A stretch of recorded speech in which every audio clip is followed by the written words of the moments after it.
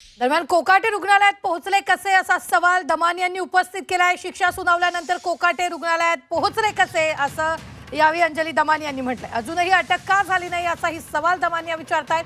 अंजली दमानी यांनी अनेक सवाल आता या निमित्तानं उपस्थित केलेले आहेत।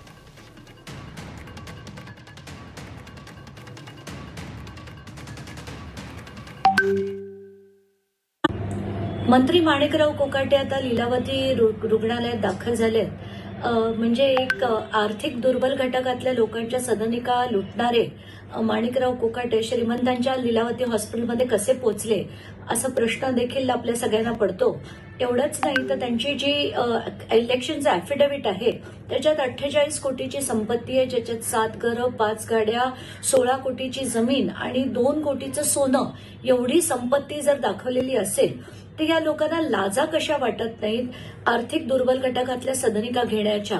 आणि आता ज्या घटकेला आपण बघितलंय की खरं तर लोअर कोर्टची ऑर्डर झाल्यानंतर सरळ सरळ रिप्रेझेंटेशन ऑफ पीपल्स ऍक्टच्या कायदा सेक्शन 8 प्रमाणे यांचं जे आमदारकी आहे ती तात्काळ रद्द करण्याची कारवाई ही व्हायला हवी होती, ती झाली नाही।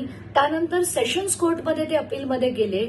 खरं तर कसं आहे की सेक्शन 8(4) हा जो पूर्वी होता की ज्याच्यात अपीलमध्ये गेलं तर त्यांची आमदारकी वाचायची, आता हा कायदा रद्द करण्यात आलाय सुप्रीम कोर्टाकडनं।